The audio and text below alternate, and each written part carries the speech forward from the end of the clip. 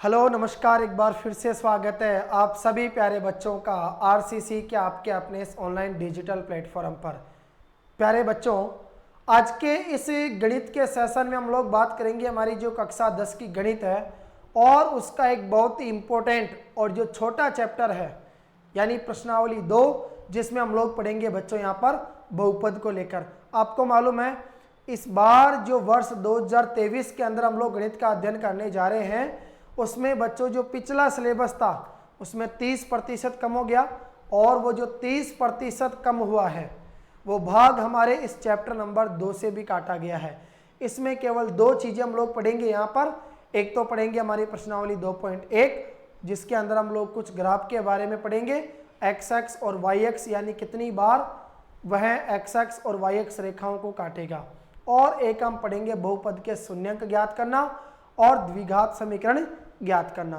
केवल 2 चीजें हमें पढ़ना है यहाँ से। आज के इस पहली क्लास के अंदर हम क्या करेंगे बच्चों, हमारी जो पूरी प्रश्नावली 2 है इसको खत्म करेंगे। तो बिना विलंब किए मैं शुरुआत करना चाहूँगा आज के हमारे सेशन की। आप सभी प्यारे बच्चों के लिए एक नए हौसले के साथ में, एक नए मोटिवेशनल क्वेट के साथ में, जो हमें यह सीख देगा कि इस जिंदगी की भीड़ से हमें किस प्रकार हटकर निकलना है। और यही जज्बा रखना है प्यारे बच्चों, चलता रहूंगा पथ पर, चलने में माहिर बन जाऊंगा। चलता रहूंगा पथ पर, चलने में माहिर बन जाऊंगा। या तो मंजिल मिल ही जाएगी या फिर एक अच्छा मुसाफिर बन जाऊंगा। चलिए दोस्तों, बात करते हैं हम लोग आज हमारे इस प्रश्नावली 2 के ऊपर।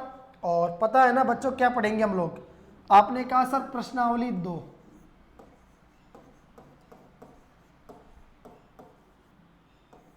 प्रश्नावली 2 बताओ बच्चों, प्रश्नावली 2 है वो हमारे कौन सी क्लास की है? तो आप कहोगे सर ये है हमारे कक्षा 10 की, ठीक है। और बताओ इसके अंदर हमें क्या पढ़ना है? तो आपने कहा सर प्रश्नावली 2 के अंदर हम लोग बात करेंगे बहुपद को लेकर। बच्चों बहुपद को कहा जाता है पॉलिनोमियल्स।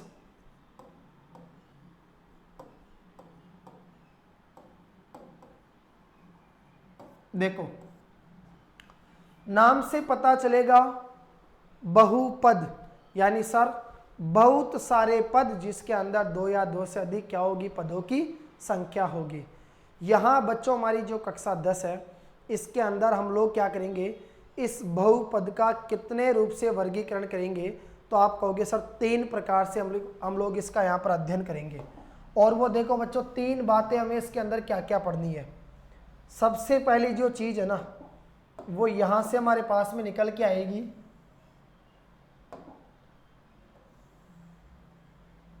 देखो 3 बातें हम लोग यहाँ पर पढ़ेंगे। एक तो पढ़ेंगे बताओ कौन सा, रैखिक बहुपद। एक पढ़ेंगे बताओ कौन सा, द्विघात बहुपद। और एक जो हमारा होगा कौन सा, आपने कहा सर क्या नाम से, त्रिघात बहुपद। 3 चीज़ों का बच्चों हम लोग यहाँ पर डिटेल से अध्ययन करेंगे, ठीक है। और प्रत्येक बच्चे को मालूम होना चाहिए वो 3 चीज़ें कौन कौन सी है। सबसे पहला देखो बच्चों हमारे पास में आएगा, बोलो कौन सा, रैखिक बहुपद। क्या लिखा बच्चों, रैखिक बहुपद, ठीक है बेटा, क्लियर। एक तो पढ़ेंगे बच्चों यहाँ पर रैखिक बहुपद। और दूसरा हमारे पास में आएगा जो सबसे इंपॉर्टेंट है, मैं लिख देता हूँ यहाँ पर, इसी का खेल चलेगा बच्चों पूरे यहाँ पर। ये हम लोग पढ़ेंगे इसमें द्विघात बहुपद। जितने भी बच्चे इस क्लास को पढ़ रहे हैं वो ध्यान से सुनना मेरी बात। पहले बच्चों आपको पूरी क्लास को ढंग से देखना है, प्यार से समझना है, बिल्कुल गौर से, एकांत वातावरण में बैठकर आराम से पूरी चीज़ों को सुनना और समझना। और उसके बाद इसको दोबारा पढ़ना, नोटबुक साथ में रखना और एक एक पॉइंट को याद करना मेरी जिम्मेदारी है। 2 बार पढ़ने से है ना पूरी आपका जो बहुपद है वो फिनिश हो जाएगा। और तीसरा आएगा बच्चों हमारा कौन सा, त्रिघातीय बहुपद।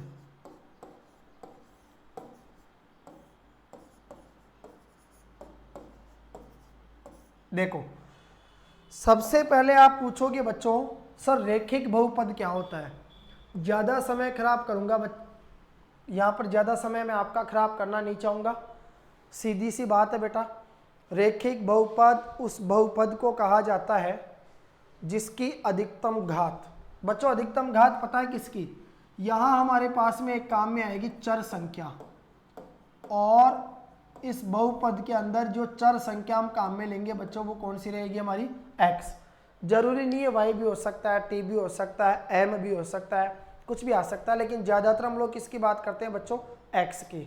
मैंने कहा ये x चर संख्या है बच्चों, ये अज्ञात संख्या है, इसका मान हमें ज्ञात करना पड़ेगा। तो रैखिक बहुपद वह बहुपद होता है बच्चों जिसकी अधिकतम यानी ज़्यादा से ज़्यादा घात बताओ कितनी आएगी, 1। द्विघात बहुपद बच्चों वह बहुपद होता है जिसकी अधिकतम यानी ज़्यादा से ज़्यादा घात बताओ क्या होगी, 2 होगी। और एक है बेटा त्रिघातीय बहुपद, वह बहुपद जिसकी अधिकतम घात यानी ज़्यादा से ज़्यादा बड़ी से बड़ी घात बताओ क्या होगी, 3 होगी। ठीक है बच्चों, अब देखो द्विघात बहुपद और ये जो हमारा कौन सा है, ये त्रिघात बहुपद, इनका जो ग्राफ है आलेख वो तो हमारे सिलेबस में काम में नहीं आएगा। ग्राफ की अगर बात करेंगे बच्चों तो हम लोग बात करेंगे किसकी, रैखिक बहुपद की। याद रखना रैखिक बहुपद का जो बच्चों आलेख होगा, जो ग्राफ आप बनाओगे वो ग्राफ बच्चों हमेशा हमें किसके रूप में प्राप्त होगा, तो आप कहोगे सीधी रेखा के रूप में। बताओ बेटा किसके रूप में प्राप्त होगा, सीधी रेखा के रूप में क्या होगा बच्चों, प्राप्त होगा। ठीक है बेटा। सर सबसे पहले हमने यहाँ पर बात की रैखिक बहुपद को लेकर, तो मैंने कहा बच्चों रैखिक बहुपद वह बहुपद होता है जिसकी अधिकतम यानी ज़्यादा से ज़्यादा घात क्या होगी, 1। और जब बच्चों उसका आलेख बनाएंगे ग्राफ, तो वो आलेख बताओ हमें किसके रूप में प्राप्त होगा, एक बिल्कुल सीधी रेखा के रूप में क्या होगा, प्राप्त होगा। ठीक है, अब बात आती है बच्चों यहाँ पर देखो किसको लेकर, इनके व्यापक रूप को लेकर।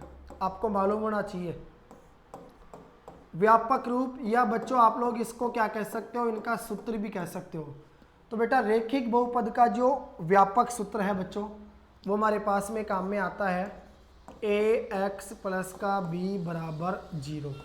बोलो बच्चों क्या याद रखोगे, रैखिक बहुपद का व्यापक सूत्र आपने कहा सर ax प्लस का b बराबर में क्या आया, बोलो 0 आया। ठीक है बच्चों, यहाँ ध्यान रखना a नॉट इक्वल 0, यानी बच्चों a का मान कभी भी 0 नहीं होगा, और a और जो b आपको दिखाई दे रही है बच्चों बताओ वो हमारी क्या है, आपने कहा सर वास्तविक संख्या। अच्छा एक बात और मैं आपको बताना चाहूँ जानकारी के लिए, ये जो बच्चों हमारा रैखिक बहुपद होता है, इस रैखिक बहुपद को क्या कहा जाता है, लीनियर पॉलिनोमियल कहा जाता है इसको। ठीक है, इसको लीनियर पॉलिनोमियल कहा जाता है।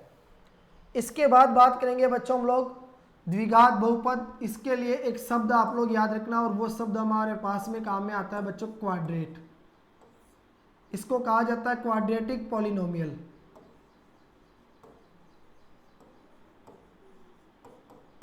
ठीक है, क्वाड्रेटिक।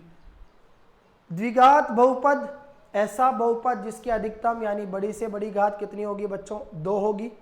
और हमारे पास में काम में आएगा द्विघात बहुपद का व्यापक रूप यानी सूत्र।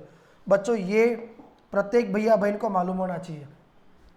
तो ये हमारे पास में होगा ax स्क्वायर प्लस का bx प्लस का c बराबर 0। बताओ बेटा क्या बना, आपने कहा सर ax स्क्वायर प्लस का bx प्लस का c बराबर 0। वही बात है बच्चों, याद रखना a नॉट इक्वल 0। क्या कहा बच्चों, a का मान कभी भी 0 नहीं होगा। दूसरी बात मैंने कहा बेटा a b तथा c, बोलो बच्चों कितनी संख्या लिखी, 3 संख्या। ये बताओ हमारी क्या है, तो आप कहोगे सर ये हमारी वास्तविक संख्या है। बच्चों वास्तविक संख्या का मतलब होता है बेटा जिसको रियल नंबर कहा जाता है, ठीक है। याद रखना, अगर मैं आपसे पूछूंगा बच्चों बताओ एक्स स्क्वायर का गुणांक क्या है, तो बेटा एक चीज आपको दिखाई दे रही है यहाँ पर, आपने कहा सर यहाँ हमारे पास देखो एक्स स्क्वायर के साथ गुणा में क्या आ रहा है ए, तो बताओ एक्स स्क्वायर का गुणांक क्या हो गया ए। इसी प्रकार मैंने पूछा बताओ बच्चों एक्स का गुणांक क्या है, तो आपने क्या कहा सर यहाँ देखो x के साथ गुणा में क्या आ रहा है, बोलो b आ रहा है, तो मैंने कहा x का गुणांक क्या हो गया b। और जो बेटा लास्ट में हमारा c बचा है, ये बताओ c हमारा क्या कहलाता है, अचर पद कहलाता है, ठीक है। तीन बातें आप लोग ये याद रखोगे। ABC बच्चों हमारी वास्तविक संख्याएं हो गई, एक का मान कभी भी क्या नहीं होगा, जीरो नहीं होगा, और व्यापक जो इसका रूप होगा सूत्र वो बनेगा सर ax स्क्वायर प्लस का bx प्लस का c बराबर 0। ओके बच्चों, किसी भी भैया बहन को कक्षा 10 में पढ़ने वाले बच्चे को अगर कहीं भी मैथ में किसी भी प्रश्नावली के अंदर किसी भी प्रकार की कोई भी दिक्कत आए, तो बच्चों आपको जो स्क्रीन पे ये नीचे जो हेल्पलाइन नंबर दिखाई दे रहे हैं, आप लोग मुझे इन पर व्हाट्सअप कर सकते हैं। कोई भी चैप्टर अगर आपको पर्सनली पढ़ना हो आप लोग मुझे बताइए, मैं पहले वो क्लास आपके लिए अपलोड करूँगा। बस जिद है बच्चों, इस बार कुछ भी हो, बोर्ड एग्ज़ाम जो 2023 है उसमें 100 में से 100 नंबर हासिल करने हैं मैथ में, और मेरे साथ अंत तक जुड़े रहो, मैं उस सफ़र तक आपकी पहुंचाने में पूरी मदद करूंगा बच्चों। आगे देखो बेटा, फिर हम बात करेंगे, और जब भी गणित को पढ़ो ना हमेशा जोश के साथ बैठा करो। एक ही चीज़ ध्यान में रखना बच्चों, हमेशा मुझे सीखना है, गणित से कभी दूर मत हटो। ये ऐसा सब्जेक्ट है बेटा, अगर इससे प्यार करोगे, इससे दोस्ती करोगे, तो उस मुकाम तक आपको लेकर जाएगा जिसकी कभी जीवन में आपने कल्पना नहीं करी होगी। और मैथमेटिक्स अगर स्ट्रॉन्ग कर लिया ना, तो बच्चों एक अलग पहचान बनेगी आपके समाज में, इस देश में, इस राष्ट्र में रहने के लिए ना एक अलग से हमें वो ऊर्जा मिलेगी जिसकी कभी हमने कल्पना नहीं करी होगी, ठीक है बच्चों। तो घबराना नहीं है, कभी ये मत सोचना हमारा मैथ कमज़ोर है, मैं खड़ा हूँ आपके साथ। मुझे बताओ कहाँ क्या दिक्कत आ रही है, बेसिक से पढ़ाना पड़ा, बेसिक से पढ़ाना स्टार्ट कर दूंगा, लेकिन बस एक जिद रखो, सर मुझे सीखना है, मुझे ये प्रॉब्लम आ रही है, आप लोग मुझे बताओ, मैं उसमें आपका बच्चों समाधान करूंगा।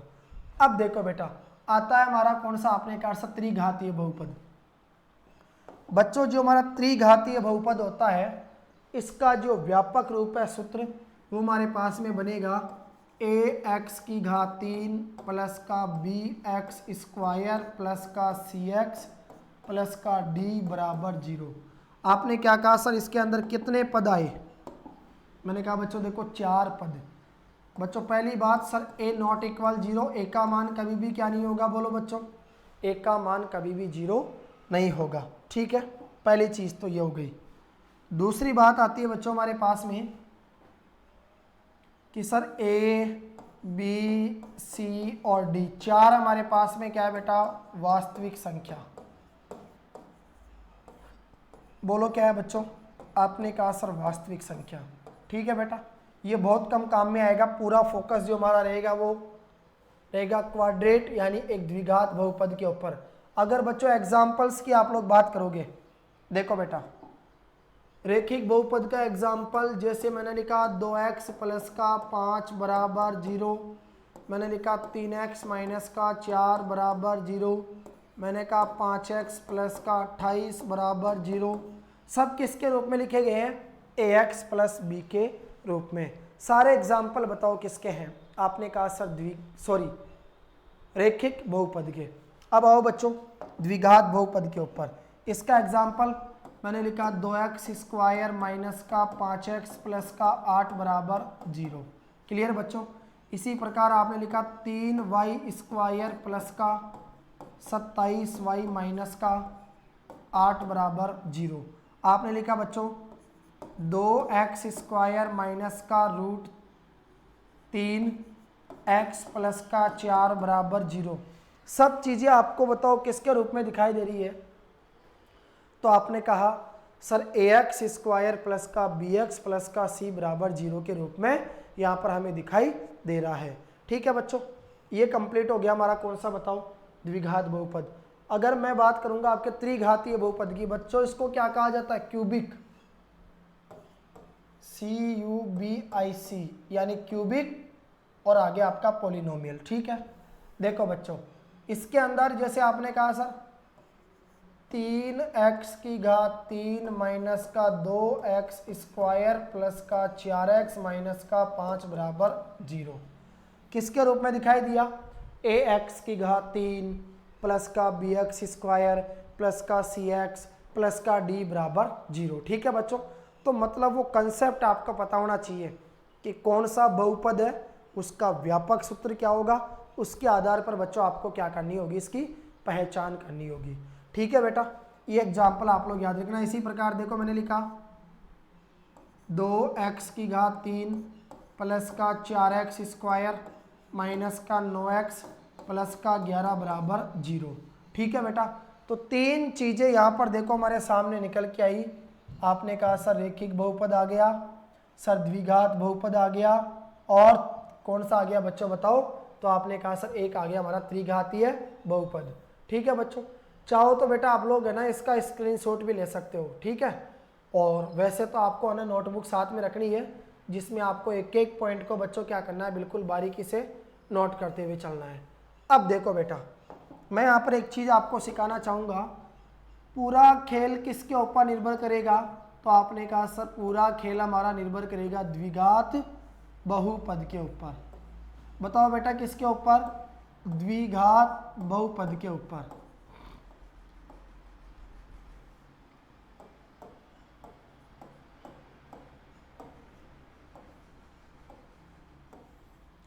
सुनो बच्चों ध्यान से, द्विघात बहुपद के बारे में आप लोग बात करोगे।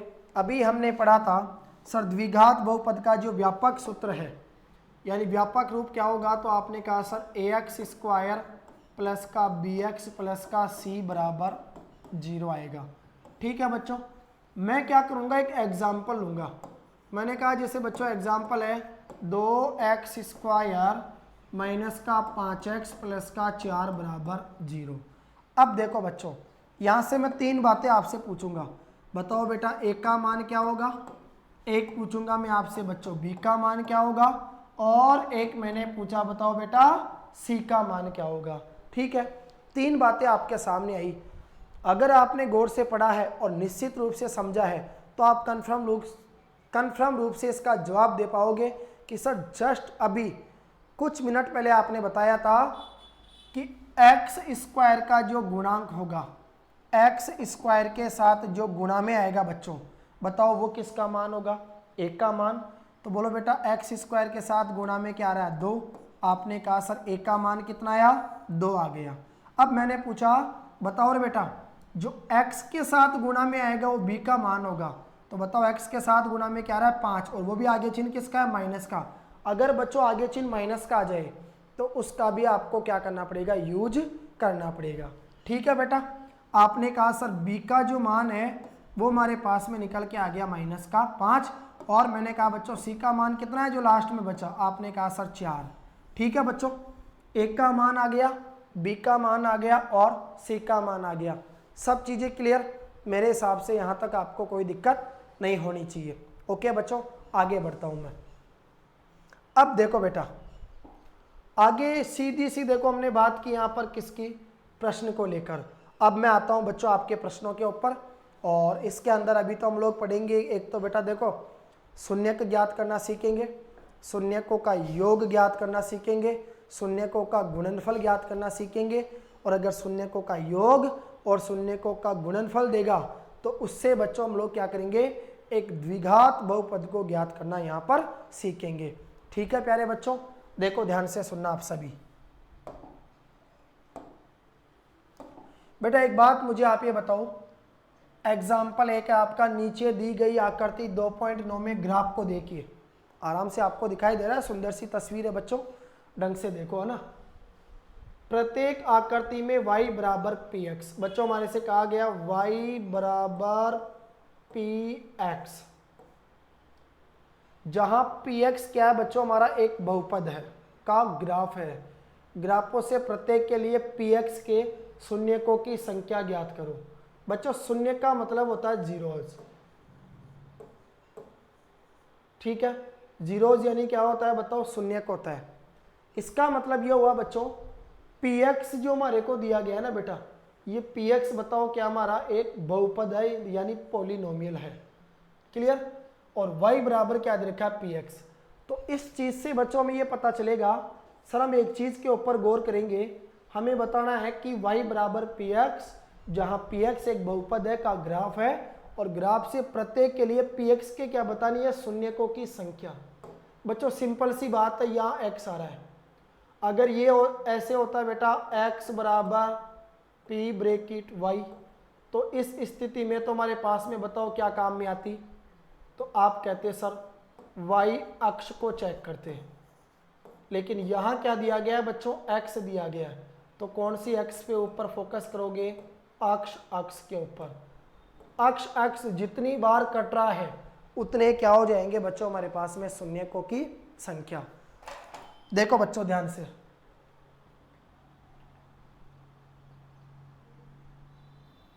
समझना सभी प्यारे भाई या बहन इस चीज को गौर से।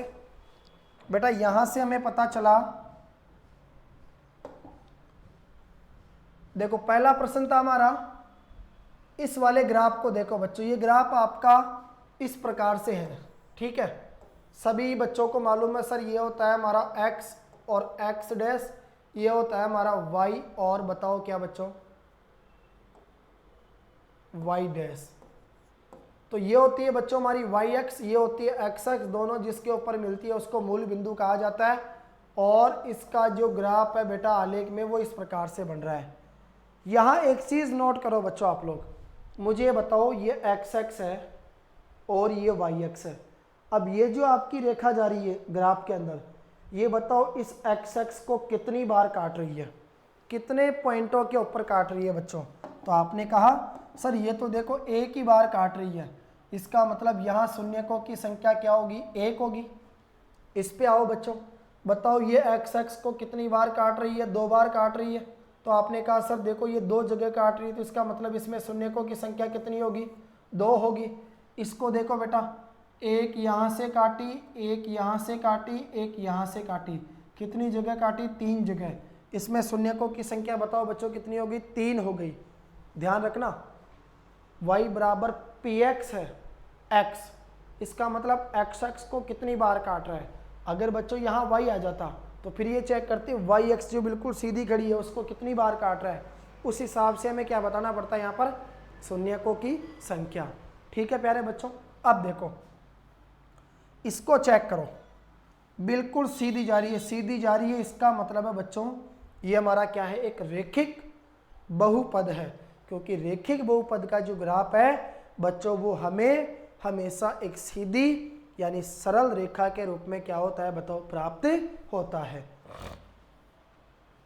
बताओ बेटा xx को कितनी बार काट रही है, आपने कहा सर एक बार, इसमें शून्यकों की संख्या क्या होगी बच्चों, एक होगी।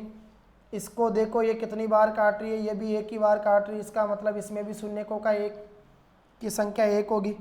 इधर बताओ बच्चों कितनी बार काटी है, आपने कहा सर एक, दो, तीन, चार।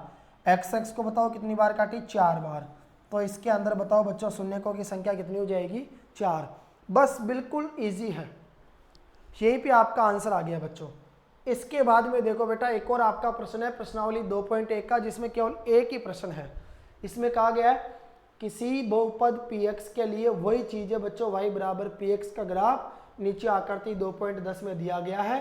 प्रत्येक स्थिति में px के शून्यकों की संख्या हमें क्या करनी है बच्चों, ज्ञात करनी है। अभी जो हमने पढ़ा था सेम उसी प्रकार से बच्चों आप लोग इसको देखो। यहाँ पहला प्रश्न है, आपने देखा सर सरल रेखा ऊपर जा रही है, कहीं भी xx को नहीं काट रही, कहीं पे भी xx को नहीं काट रही, इसका मतलब इसमें शून्यकों की संख्या क्या होगी बेटा, जीरो होगी। इसको आपने देखा सर नीचे से जा रही है ऊपर गई, xx को कितनी बार काटी, एक बार, इसमें शून्यकों की संख्या एक होगी। ये देखो बच्चों एक, दो, तीन, बताओ कितनी बार काट रही है, आपने कहा सर तीन बार काट रही है। तो बोलो बच्चों इसमें शून्यकों की संख्या कितनी हो जाएगी, आपने कहा सर बिल्कुल ठीक है, तीन शून्यक होगी इसके अंदर। ठीक है बच्चों, और चेक करो यहाँ देखो बेटा xx को कितनी बार काटी, आपने कहा सर दो बार, इसमें बताओ बेटा शून्यकों की संख्या कितनी हो गई 2। इधर आओ बच्चों, बताओ एक्स एक्स को कितनी बार काट रही है। आपने कहा सर 1 2 3 और 4। इसमें बताओ शून्यकों की संख्या कितनी होगी 4। इधर बोलो बच्चों 1 2 और 3। इसमें बताओ शून्यकों की संख्या कितनी है 3। तो इस प्रकार बच्चों ये आपकी यहाँ पर कंप्लीट हुई प्रश्नावली 2.1। इसके बाद में अब बच्चों मैं यहाँ पर बात करूँगा सीधा सा आपके उदाहरण नंबर 2 के ऊपर। देखो बेटा उदाहरण नंबर 2 क्या कहता है, सर द्विघात बहुपद एक्स स्क्वायर प्लस का 7x प्लस का 10 के एक तो शून्यक ज्ञात करना है, यानी बच्चों हमारे को इसके जीरोस ज्ञात करने हैं, ठीक है। और फिर क्या करना है बेटा, शून्यांकों तथा गुणांकों के बीच संबंध सत्यता की क्या करनी है, बोलो हमें जांच करनी है। जितने भी बच्चे इस समय पढ़ रहे हैं, जो विद्यार्थी यह क्लास देख रहे हैं, सभी विद्यार्थियों से एक ही बात कहूँगा बेटा, इम्पोर्टेंट प्रश्न है, क्योंकि यहाँ से जो सीखने वाली चीज़ है, समझने वाली चीज़ है, वो हमारी स्टार्ट हो गई। पहले तो हम क्या करेंगे बच्चों, इसका पूरा कंसेप्ट देखेंगे, कैसे प्रश्न बना, कितने पदों की संख्या है, कौन सा बहुपद है, शून्यक ज्ञात करने के लिए किस प्रकार से इसके हमें गुणनखंड करने पड़ेंगे, फिर अल्फा बीटा का मान क्या होगा, और उसके बाद में शून्यांकों क्या और गुणांकों के बीच में क्या करना है बच्चों, संबंध सत्यता की हमें जांच करनी है। देखो बेटा सबसे पहले है ना, जो चीज़ आपको प्रश्न में दी गई है उसे उठाओ। आपने कहा सर प्रश्न में दिया गया है एक्स स्क्वायर प्लस का 7x प्लस का 10 बराबर में क्या आया 0। बच्चों एक्स स्क्वायर प्लस का 7x प्लस का 10 बराबर 0, ठीक है बच्चों। अब एक चीज़ आप लोग यहाँ से देखो, इसके अंदर बताओ बच्चों मुझे पदों की संख्या कितनी है। तो आपने कहा सर इसमें पदों की संख्या है 1 2 और 3। बताओ बच्चों टोटल कितने पद है इसके अंदर। आपने कहा सर इसमें टोटल 3 पद है। पहली चीज़ तो क्लियर हो गई कि सर इसमें 3 पद है, चलो कोई दिक्कत नहीं। अब मुझे बताओ बच्चों ये बहुपद कैसा है। तो आपने कहा सर इसकी देखो अधिकतम जो घात है ना, अधिकतम घात, ज्यादा से ज्यादा घात बताओ बच्चों कितनी आ रही है। तो आपने कहा सर 2 आ रही है। मैंने पूछा बताओ बच्चों ये बहुपद कैसा है। आपने कहा सर क्वाड्रेटिक, यानी द्विघात बहुपद। बोलो बच्चों कैसा बहुपद है ये हमारा, द्विघात बहुपद, द्विघात बहुपद।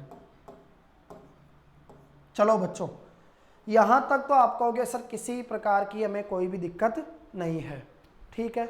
अब देखो बच्चों सबसे पहले हमें क्या करना पड़ेगा, इसके गुणनखंड करने पड़ेंगे, ठीक है बेटा। देखो गुणनखंड कैसे करेंगे, एक्स स्क्वायर प्लस का 7x प्लस का 10 बराबर 0। बच्चों गुणनखंड करने से पहले आप लोग है ना, जो हमारे पास आगे जाकर चीज़ काम में आएगी उसको पहले साइड में लिख लेना। जैसे मैंने पूछा बताओ एक का मान क्या होगा, तो प्रत्येक भैया बहन को पता है सर एक्स स्क्वायर के साथ जो संख्या गुणा में आती है वो बताओ बच्चों किसका मान होता है, एक का मान होता है। तो बताओ बेटा यहाँ पर एक्स स्क्वायर के साथ गुणा में कुछ आ रहा है क्या। आपने कहा सर गुणा में कुछ नहीं आ रहा। बताओ बच्चों क्या मानूंगा मैं, बोलो 1, ठीक है। तो 1 का मान आ गया बच्चों 1। अब देखो बच्चों x का जो गुणांक होगा वो b का मान होगा। बताओ बेटा x का गुणांक कितना है 7। बोलो प्यारे बच्चों b का मान कितना आया, बोलो बेटा कितना आया। तो आपने कहा सर b का मान आ गया हमारे पास में कितना 7। बिल्कुल एनर्जी के साथ बैठना है, समय देना है बच्चों आज का। जितनी देर मैं पढ़ाऊं तब तक लास्ट तक जुड़े रहो, मैं जिम्मेदारी के साथ कह रहा हूं। अगर ये प्रश्नावली समझ में नहीं आई, एक भी प्रश्न आपका छूट जाए तो बच्चों मेरी जिम्मेदारी, आप लोग मेरे ऊपर विश्वास करो और मेरे साथ एंड तक देखो। 1 से 1.5 घंटा लगेगा बच्चों पूरा, और अभी तक मेरे हिसाब से आधा घंटा भी नहीं हुआ। अगर 1.5 घंटा पढ़ने से बच्चों, 1.5 घंटे की क्लास को अगर 2 बार पढ़ने से एक प्रश्नावली अगर कंप्लीट तैयार हो जाए तो उससे बड़ा आपको क्या चाहिए यार बताओ। अभी तो बच्चों जुलाई चल रहा है, जुलाई का एंड हुआ है, फरवरी तक पढ़ोगे, 2 क्लास के अंदर है ना फिनिश करूंगा एक प्रश्नावली को, और देखना कितना गजब मजा आएगा पढ़ने का। आप ये कहोगे सर मैथ के 100 नंबर पक्के हैं साढ़े इस बार, तो बस वही एनर्जी बना के रखो बच्चों। बेटा a का मान आ गया 1, b का मान कितना आ गया बोलो 7। मैंने पूछा बच्चों बताओ लास्ट में अचर पद क्या बचा c, आपने कहा सर c का मान आ गया हमारे पास में कितना 10। ठीक है बच्चों, a का मान आ गया, b का मान आ गया, और बताओ प्यारे बच्चों किसका मान आ गया, c का मान आ गया। तीनों चीजें आपकी क्लियर है, इसको साइड में रख लो। आ जाओ बच्चों इसके गुणनखंड करने हैं। देखो बराबर में तो 0 आएगा। देखो बेटा गुणनखंड कैसे करेंगे, सबसे पहला काम है लास्ट वाले पद को सबसे पहले वाले पद के साथ गुणा करो। आपने कहा सर इधर 10 आ रहा है लेकिन इधर x² के साथ गुणा में कुछ नहीं आ रहा। मैंने कहा यार गुणा में कुछ नहीं आ रहा तो 1 मान लो, दिक्कत कहाँ आ रही है आपको, 1 मान लिया। चलो बोलो बेटा 10 से कम 10।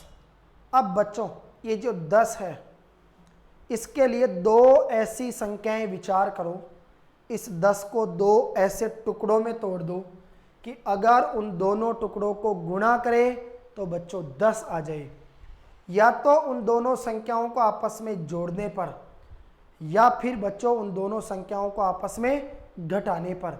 ये बीच वाली संख्या आनी चाहिए, बताओ कितनी 7। बेटा 100 बातों की एक बात यह है, x² आपका ऐसे कैसे आएगा एज इट इज, इसको बिल्कुल भी नहीं छेड़ना है ना बच्चों।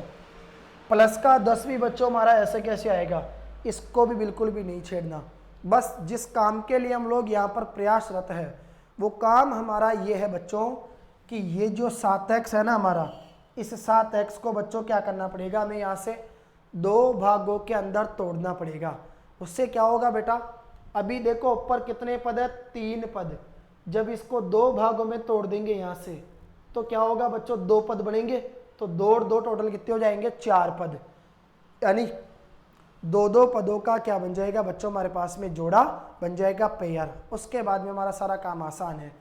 तो एक बार पुनः रिवाइज कर रहा हूँ बच्चों वापस से। सबसे पहले मैंने क्या कहा, जो लास्ट का पद होगा बच्चों, तीसरा पद जो हमारा क्या है अचर पद है, उसको गुणा करेंगे बेटा x² के गुणांक के साथ में। आपने कहा सर x² के साथ गुणा में कुछ नहीं आ रहा, मैंने कहा बच्चों 1 मान लो। बोलो बेटा 10 से कम 10। बताओ बच्चों गुणा करने पर कितना आया 10। अब ऐसी 2 संख्याएं ढूंढो बच्चों जिनको गुणा करे तो 10 आ जाए, या तो उन दोनों को आपस में जोड़ने पर या उन दोनों को आपस में घटाने पर। बच्चों बीच वाला कितना आना चाहिए, 7 आना चाहिए। तो आपने कहा सर 5 और 2 है ना बच्चों। बताओ 5 को 2 से गुणा करूंगा तो कितना आएगा, आपने कहा सर 10 आएगा। और बताओ बच्चों 5 और 2 कितना होगा, 7 होगा। ये तो कंफर्म है। अब बच्चों 7 कब आएगा, जब 5 में 2 को जोड़ूंगा, यानी 5 और 2 7 होगा। इसका मतलब अब बेटा गौर करना, यहाँ चिन्ह किसका आ रहा है, आपने कहा सर प्लस का चिन्ह है, तो मतलब बेटा 5 भी प्लस का होगा और 2 भी प्लस का होगा, क्योंकि बच्चों हमने पढ़ा था सर प्लस प्लस क्या होता है, प्लस होता है। ठीक है बच्चों, और साथ में बोलो क्या आना चाहिए, x भी आना चाहिए, इसको छोड़ना मत। तो इधर देखो बच्चों x² ऐसे कैसे आ गया प्लस 7x को बेटा 2 टुकड़ों में तोड़ दिया, प्लस का 5x प्लस का 2x। बेटा प्लस प्लस क्या होगा, प्लस 5x में 2x जोड़ेंगे तो 7x और 5 दूनी 10, और आगे उतार दिया प्लस का 10 बराबर 0। बोलो बेटा कितनी संख्या हो गई, आपने कहा सर 4 पद आ गए। एक काम करो बेटा 2 पदों के जोड़े बनाओ। अब बच्चों जोड़े बनाने के बाद में हमें संख्या कॉमन चाहिए। बच्चों कॉमन लेने का मतलब होता है एक ऐसी संख्या ढूंढो बच्चों जिसका भाग दोनों पदों में पूरी बार जाए। ठीक है, और बच्चों जिस संख्या को कॉमन लिया जाता है, जिस संख्या को हम कॉमन लेंगे उसे क्या करेंगे बच्चों, हम ब्रैकेट के बाहर लिख देंगे, ताकि अगर उस संख्या को ब्रैकेट के अंदर गुणा करेंगे तो पुनः वो संख्या हमारे को क्या हो जाएगी बच्चों, प्राप्त हो जाएगी।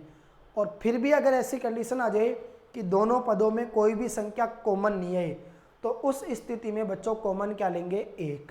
क्यों, क्योंकि आप कहोगे कि सर 1 का भाग तो सभी संख्याओं के अंदर पूरी पूरी बार जाता है। ठीक है बच्चों। अरे जिसका कोई नहीं होता उसका वो खुद तो होता है। अगर आपके साथ कोई नहीं है तो आप खुद तो हो, और ऐसा मत सोचो क्योंकि गणित सिखाने के लिए आपके साथ में मैं हूं। मेरे साथ आप जुड़े रहो, आपका काम हो जाएगा बच्चों। कोई भी पैसा नहीं लग रहा। अगर निःशुल्क शिक्षा भी आप लोग ग्रहण नहीं कर सके तो समझ लो बच्चों जीवन बेकार है फिर आपका। अब देखो बेटा, यहां से आपने कहा सर देखो इधर भी x आ रहा है, इधर भी x आ रहा है, मतलब दोनों तरफ बच्चों x आ रहा है, तो x को कॉमन ले लो, ब्रैकेट के बाहर लिखो x का स्क्वायर। इसका मतलब है बच्चों x कितनी बार है? 2 बार। तो बताओ बेटा 1x कॉमन आ गया तो 1x यहाँ बचेगा, प्लस यहाँ से बच्चों x कॉमन आ गया तो बताओ क्या बचा? 5। ये बच्चों किसका चिन्ह है? प्लस का। इधर भी 2 का भाग जा रहा है, इधर भी 2 का भाग जा रहा है बच्चों, कॉमन क्या आएगा? 2। यहाँ से 2 कॉमन आ गया तो बच्चों क्या बचा? x प्लस 2 का भाग 10 में दिया तो कितनी बार गया? 5 बार। बराबर में क्या है बच्चों? 0। सभी प्यारे बच्चों को ऐसे प्रश्नों को सॉल्व करते समय एक बात के ऊपर विशेष रूप से ध्यान रखना है। बताऊं क्या? वो बात ये है बच्चों, जब गुणनखंड करो तो ये चेक करना कि क्या दोनों चीजें समान आई। यहां देखते आपने कहोगे सर बिल्कुल दोनों चीजें समान आ रही है। अरे दोनों चीजें अगर समान आ रही है तो इसका मतलब समझ लो बच्चों हमारा गुणनखंड बिल्कुल करेक्ट है, और मेहनत करेंगे तो सफलता तो मिलेगी, श्योर है, इसमें तो कोई डाउट नहीं है। चलो बच्चों, एक बन गया x प्लस का 5। हम क्या करेंगे बच्चों? दोनों में से केवल एक को लिखेंगे, और एक ये नया बन जाएगा x, और ये मिला दो प्लस का 2, तो x प्लस का 2 बराबर में क्या आया? 0। ये दो बच्चों आपके पास में गुणनखंड आ गए। ओके, अब देखो बेटा हम क्या करेंगे, एक बार रखेंगे x प्लस का 5 बराबर 0, और एक बार रखेंगे x प्लस का 2 बराबर 0। बच्चों x बराबर 0, प्लस का 5 इधर आएगा तो माइनस का 5, 0 में से 5 जाएगा तो x का मान कितना आएगा? माइनस का 5। ठीक है बेटा, x बराबर 0 है, प्लस का 2 इधर जाएगा तो माइनस का 2। बोलो बेटा 0 में से 2 गया तो कितना बचेगा? माइनस का 2। बताओ x का मान कितना आया? माइनस का 2। आपने कहा सर 2 शून्य निकल के आ गए। बताओ बच्चों शून्य कितने आए? 2। अब देखो बेटा शून्यकों की जब बात की जाएगी तो प्रत्येक प्यारे बच्चे याद रखेंगे सर शून्यक 2 काम में आएंगे। बेटा 2 शून्यक बताओ कौन कौन से काम में आएंगे? एक आएगा सर अल्फा, और दूसरा आएगा सर बीटा। बताओ बेटा अल्फा का मान कितना है? माइनस का 5। बोलो बेटा बीटा का मान कितना है? माइनस का 2। दोनों चीजें क्लियर। अब आगे हम क्या करेंगे बच्चों?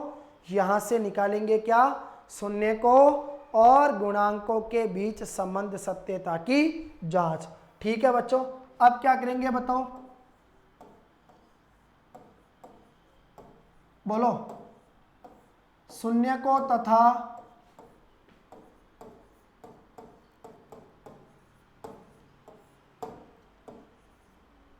गुणांकों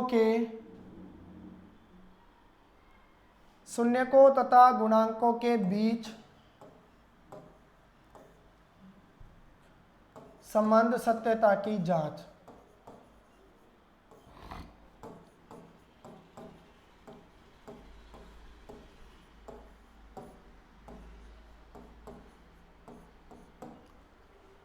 ध्यान से देखिए और समझिए सभी प्यारे बच्चे, यहां पर शून्यकों तथा गुणांकों के बीच संबंध सत्यता की जांच। बच्चों 2 बातें आपको मालूम होनी चाहिए यहां से। वो 2 बातें कौन कौन सी है मैं यहां पर डिटेल से बता रहा हूं बच्चों, इसको ढंग से नोट करना, प्रत्येक प्रश्न के अंदर यही चीज काम में आएगी। देखो बेटा एक आएगा हमारे पास में शून्यकों का योग। ठीक है, शून्यकों का योग होता है बच्चों माइनस x का गुणांक बटा x स्क्वायर का गुणांक। ये फॉर्मूला है बच्चों, आप लोग याद रखना। बोलो बेटा शून्यकों का योग क्या होगा? तो आपने कहा सर शून्यकों का योग बराबर माइनस x का गुणांक बटा x स्क्वायर का गुणांक। ठीक है बेटा। इसी देखो बच्चों शॉर्ट में क्या कहा जाएगा, शून्य के बताओ कौन कौन से है। आपने कहा सर अल्फा प्लस का बीटा, तो ये हो जाएगा बच्चों अल्फा प्लस का बीटा बराबर माइनस एक्स का गुणांक क्या होता है बच्चों बी, और एक्स स्क्वायर का गुणांक क्या होता है ए।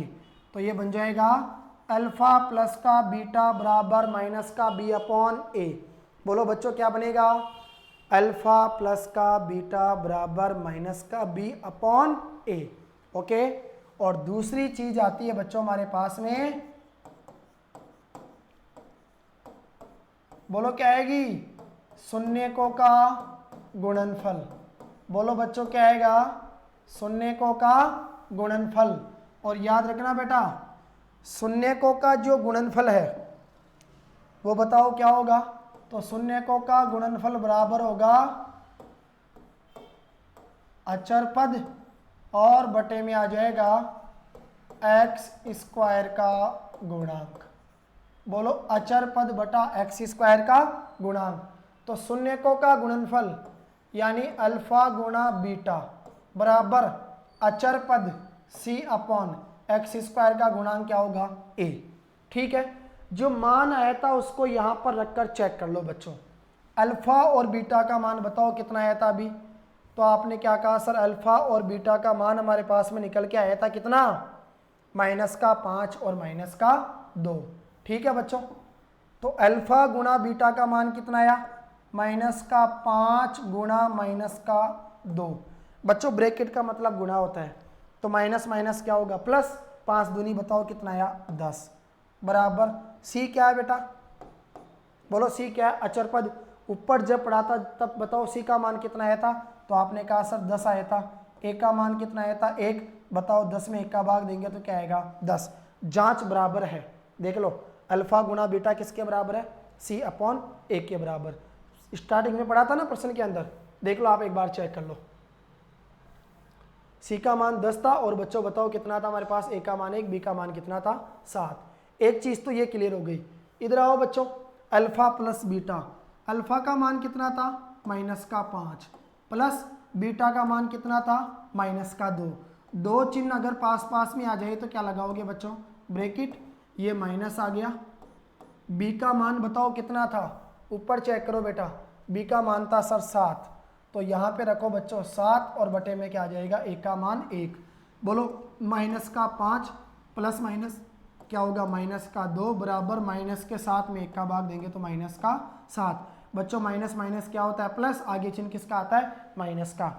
बोलो माइनस का 7 किसके बराबर आ गया, माइनस के 7 के। इसका मतलब सर हमने जो जांच की है, सर हमने जो जांच की है वो यहाँ पर क्या है बच्चों, बिल्कुल करेक्ट है। ठीक है बेटा, एक चीज़ तो हमारी ये कंप्लीट हो गई।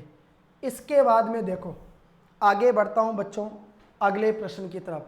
अगला प्रश्न देखो आपका क्या है, एक और बच्चों हमारा एग्जाम्पल है। बहुपद हमारे को दिया गया है, एक्स स्क्वायर माइनस का 3 के शून्यक ज्ञात करने हैं और शून्यांकों तथा गुणांकों के बीच संबंध की सत्यता की क्या करनी है बच्चों, हमारे को जांच करनी है। अरे जल्दी से लग जाओ यार, अभी तक तो 1 घंटा नहीं हो, आप लोग ढीले क्यों हो। उठाओ रफ कॉपी अपनी और जल्दी से सॉल्व करके बताओ। कमेंट बॉक्स में लिखकर बताओ मुझे बच्चों आज की जो आप लोग क्लास पढ़ रहे हो ये आपको कैसी समझ में आई और मजा आया कि नहीं आया। अगर बच्चों मजा आ रहा है, पढ़ाई में आनंद आ रहा है, सब चीजें समझ में आ रही है, तो फिर लाइक और शेयर करना आपको बिल्कुल भी नहीं भूलना। अगर चैनल पर नए हो बच्चों तो आपको इसको सब्सक्राइब जरूर करना है और कोशिश करो बेटा इसको अधिक से अधिक शेयर करने की। यह क्लास उन कक्षा 10 में पढ़ने वाले सभी विद्यार्थियों तक पहुंचनी चाहिए बच्चों जो इस समय वर्तमान में कक्षा 10 की तैयारी कर रहे हैं और बोर्ड परीक्षा के अंदर बच्चों वो क्या करना चाहते हैं, 100 में से 100 नंबर हासिल करना चाहते हैं। ठीक है बेटा, देखो आगे ध्यान से। बहुपद एक्स स्क्वायर माइनस 3 के शून्यंक ज्ञात कीजिए और शून्यंकों तथा गुणांकों के बीच संबंध सत्यता की जांच कीजिए। बच्चों सिंपल सी बात है, दो ही पद है, एक्स स्क्वायर माइनस का 3 बराबर में क्या रखो बच्चों 0, तो एक्स स्क्वायर बराबर में आया 0 माइनस का 3, इधर आएगा तो बच्चों प्लस का 3। एक्स स्क्वायर बराबर 0 और 3 बताओ कितना होता है 3, स्क्वायर हटेगा तो बच्चों ये तो आ जाएगा प्लस माइनस और अंडर रूट का बताओ कितना आएगा 3। प्रत्येक बच्चे को मालूम है सर जब स्क्वायर हटता है तो सामने वाली संख्या के रूट लग जाता है, और जब शून्य के ज्ञात करते हैं तो इसका मतलब आगे प्लस और किसका चिन्ह आएगा, माइनस का। इसका मतलब ये है बच्चों, सिंपल सी बात है, x का मान एक तो हो जाएगा बच्चों प्लस का √3 यानी अल्फा का मान, और बीटा का मान कितना हो जाएगा बताओ, माइनस का √3। अगर आप चाहो बच्चों तो इसको दूसरे तरीके से भी सोल्व कर सकते हैं। देखो अन्य विधि क्या है, अन्य विधि बच्चों आपके लिए ये है, जैसे x² माइनस का 3 बराबर क्या है बोलो, 0 है। x² माइनस का 3 बराबर क्या है बच्चों, 0 है। अगर देखो 3 के स्क्वायर लगा दे तो 3 का स्क्वायर कितना होगा, 9, जो क्या हो जाएगा बताओ हमारा गलत हो जाएगा।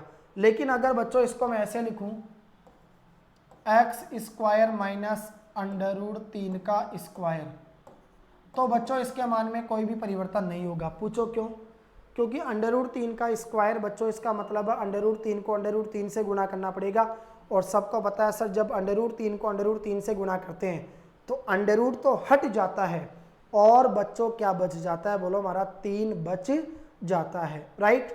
अरे √3 का स्क्वायर करेंगे, इसका मतलब √3 को किससे गुणा करना है, √3 से।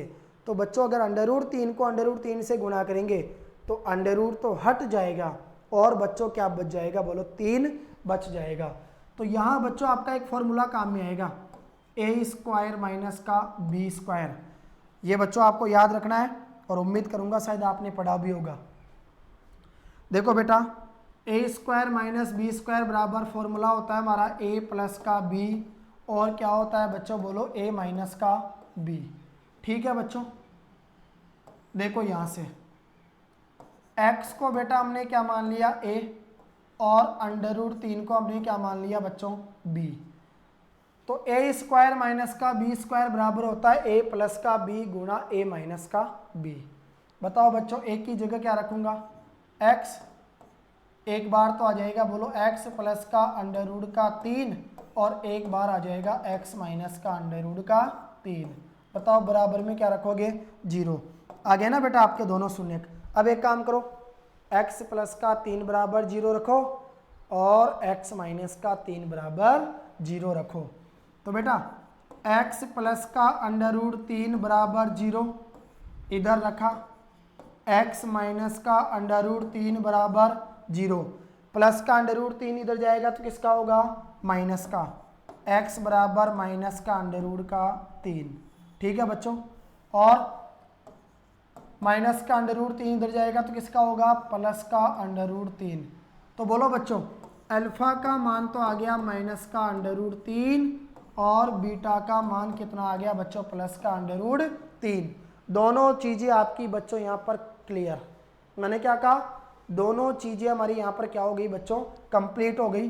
अब आप देख लो बेटा, एक प्रश्न था, और एक प्रश्न को मैंने है ना आपको दोनों तरीकों से सोल्व करा दिया। जो चीज़ आपको बेटर लगे बच्चों आप लोग उसका उपयोग कर सकते हैं। अब बात करो बच्चों संबंध की। देखो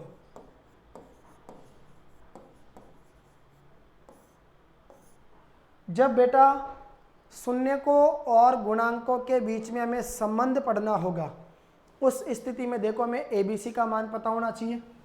तो प्रश्न क्या था, प्रश्न था सर x² माइनस का 3 बराबर 0। बच्चों x² के साथ जो गुणा में आता है वो a का मान होता है, गुणा में कुछ नहीं आ रहा है, इसका मतलब a का मान कितना आया, 1। मैंने कहा बच्चों जो x वाली संख्या के साथ जो गुणा में आएगा, जो x का गुणांक होगा बेटा वो b का मान होगा। अब आपने कहा सर यहाँ तो कहीं पर x वाली संख्या ही नहीं है। अगर बच्चों x वाली संख्या ही नहीं है तो इसका मतलब फिर तो भाई साहब b का मान क्या रखना पड़ेगा, 0 रखना पड़ेगा। और जो सबसे लास्ट में बचा बच्चों अचर पद c, बताओ वो कितना निकल के आया। तो आपने कहा सर c का मान आ गया हमारे पास -3। ठीक है बच्चों, a का मान 1, b का मान 0, और बोलो बेटा c का मान कितना आया। आपने कहा सर c का मान आ गया हमारे पास में -3। ठीक है बच्चों, आगे बढ़ते हैं। सबसे पहला क्या था बोलो, शून्यकों का योग। बताओ बच्चों क्या होता है, अल्फा प्लस का बीटा बराबर माइनस का b अपॉन a। अरे अल्फा का मान कितना आया, √3 प्लस बीटा का मान कितना आया माइनस अंडर रूट का 3, ठीक है, बराबर ये तो आ गया सूत्र का माइनस, और बी का मान कितना है, बी का मान कितना है बोलो 0, और बटे में ए का मान कितना है 1। बच्चों अंडर रूट का 3 प्लस माइनस क्या होगा माइनस अंडर रूट का 3 बराबर 0 में किसी भी संख्या का भाग देंगे तो क्या आएगा 0, और इधर भी चेक कर लो अंडर रूट 3 में से अंडर रूट 3 गया तो बताओ क्या आएगा 0 आएगा। इसका मतलब सर शून्यकों का योग ये जो हमने जांच करी है वो तो क्या बिल्कुल सत्य है। तो अगली बात क्या है बच्चों, अब आप कहोगे सर हमें चाहिए शून्यकों का गुणनफल, अल्फा गुणा बीटा बराबर सी अपॉन ए। बच्चों अल्फा का मान कितना है बेटा, अल्फा का मान है सर प्लस का अंडर रूट 3, इसको गुणा करो बच्चों किससे बीटा से, बीटा का मान कितना है बोलो माइनस का अंडर रूट 3 बराबर सी का मान कितना है यार, आपने कहा सर सी का मान माइनस का 3 आ गया, ए का मान कितना है 1। बच्चों ये माइनस का मतलब घटाना मत करना आप लोग, यहाँ है ना 90% बच्चे एक गलती करते हैं। बेटा देखो आप लोग है ना अक्सर यही गलती करते हो, आप क्या सोचते हो सर माइनस इसका मतलब घटा देंगे, बच्चों घटाना नहीं है, रीजन ये है ये ब्रैकेट का मतलब गुणा है, मतलब अंडर रूट 3 को माइनस के अंडर रूट 3 से गुणा करना है। अब बच्चों अंडर रूट 3 को अंडर रूट 3 से गुणा करेंगे तो अंडर रूट तो हट जाएगा और बताओ क्या बचेगा, तो आपने कहा सर 3 बचेगा और चिन्ह किसका है माइनस का, तो इधर आया बच्चों माइनस का 3 बराबर बोलो माइनस के 3 में 1 का भाग देंगे तो माइनस का 3। आपने कहा सर दोनों चीज़ें बराबर है, इसका मतलब हमारी जो जांच है बेटा वो बिल्कुल क्या है सही है, यानी बिल्कुल करेक्ट है। ओके बच्चों आगे बढ़ो एग्जाम्पल नंबर 4 की तरफ। देखो मेरी कोशिश रहेगी पूरी चीज़ बच्चों आपको सिखाने की। पहले 2.1 से पहले उसका एग्जाम्पल पढ़ा, फिर बच्चों 2.1 पढ़ी, अब 2.2 को पढ़ने से पहले उसके एग्जाम्पल पढ़ रहे हैं, उदाहरण, क्योंकि आपको पता है बोर्ड एग्जाम में तो एग्जाम्पल भी पूछे जाते हैं। तो इनको पढ़ने के बाद फिर बच्चों हम किसके ऊपर आएंगे बताओ, फिर आ जाएंगे हम सीधे हमारे किसके ऊपर बेटा 2.2 के ऊपर, है ना बच्चों। प्रश्न है एक द्विघात बहुपद ज्ञात कीजिए जिसके शून्यंकों का योग तथा गुणनफल कितना है माइनस का 3 और 2 है। बच्चों शॉर्ट एंड स्वीट 2 चीजें सिखाऊंगा। अरे देखो नई चीज सीख रहे हो यार, फुल एनर्जी के साथ बैठो, बिल्कुल एक नए जोश नई उमंग के साथ नए हौसले के साथ सीखना है, साला कुछ भी हो जाए जिद कर लो बच्चों। जिस व्यक्ति के अंदर भूख प्यास और जिद होती है कुछ कर दिखाने की, वो कहीं भी नहीं रुकता बच्चों, वो निश्चित रूप से उस सफलता तक पहुंचता है, उस सीढ़ी तक वो जा पाता है जहां तक उसने अपेक्षा की है। लेकिन उसके लिए भूख रखना है, एक ललक अपने आप में होनी चाहिए कुछ कर दिखाने की, कुछ सीखने की। मैथ ऐसा सब्जेक्ट है जो 100 में से 100 नंबर देगा और सबसे इजी सब्जेक्ट उसको बनाकर छोड़ना है बच्चों। और नई चीज़ की तरफ, एक नए पैटर्न की तरफ जिसमें एक नई बात हमारे को सीखने को मिलेगी। पढ़ो बच्चों एक बार प्रश्न को आप लोग।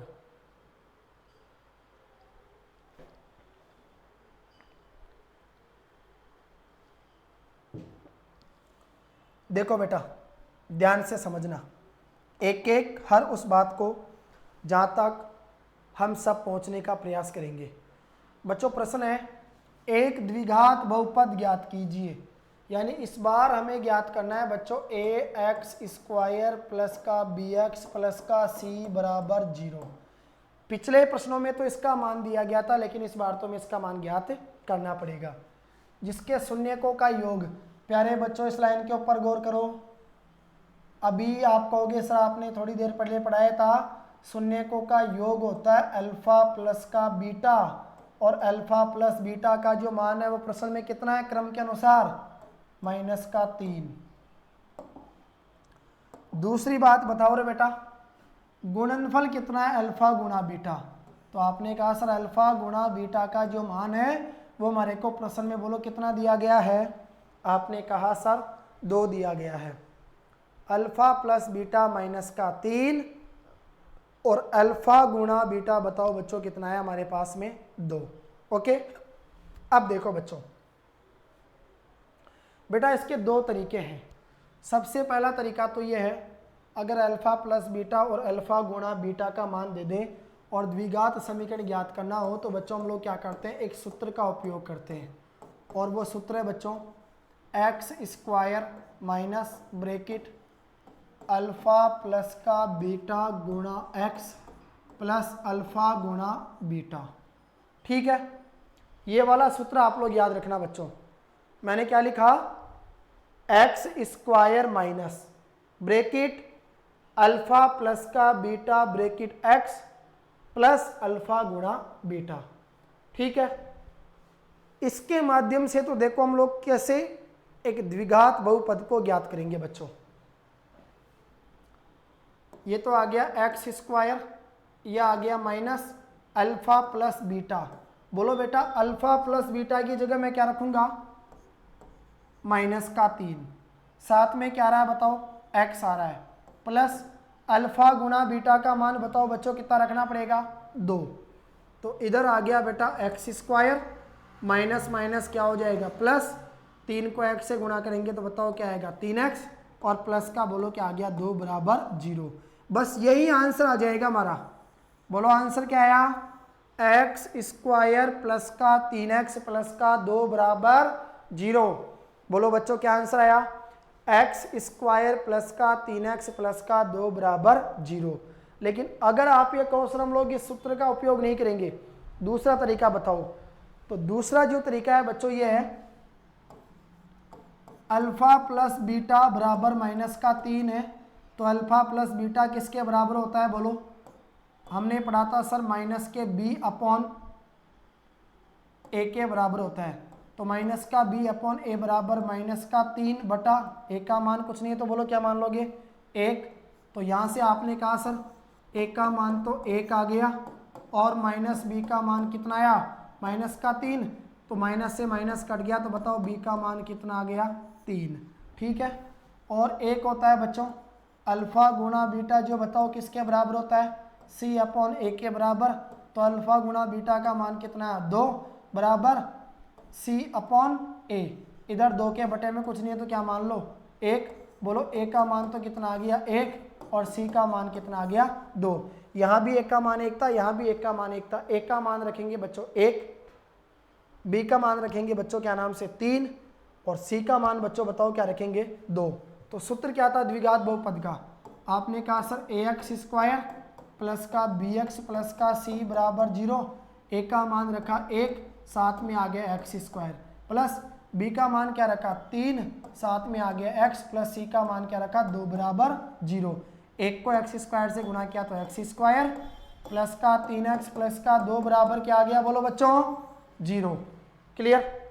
उम्मीद करूंगा आज जितनी चीज़ें हमने पढ़ी प्रत्येक बच्चे को बिल्कुल सही ढंग से समझ में आई होगी। इसके बाद अब आगे बढ़ते हैं बच्चों हमारी प्रश्नावली 2.2 के ऊपर। आपने देखा बच्चों लगभग समय हो चुका हमारे पास में यहाँ पर 1 घंटे का। अगर पूरी प्रश्नावली 2.2 को हम पढ़ेंगे और इसके पहले प्रश्न को और अगर दूसरे प्रश्न को सॉल्व करेंगे बच्चों, तो निश्चित रूप से हमें लगभग 1 घंटे का समय और मिलेगा। तो कंटिन्यू हमारी 2 घंटे की क्लास होगी, जो आपके लिए थोड़ी सी एक बड़ी क्लास हो जाएगी। तो मैं कोशिश करता हूं बच्चों आज के सेशन में हम लोग इतना ही पढ़ेंगे ताकि आपके लिए भी ज़्यादा बड़ा नहीं हो। फिर इससे जो अगली हमारी क्लास आएगी उसके अंदर हम लोग क्या करेंगे बच्चों, हमारी प्रश्नावली 2.2 का अध्ययन करेंगे। उसको पूरा करने के बाद हमारा ये जो चैप्टर है वो कंप्लीट हो जाएगा। तो तब तक के लिए आप लोग इंतज़ार करो और जुड़े रहो बच्चों। सभी प्यारे बच्चों को तब तक के लिए जय हिंद जय भारत।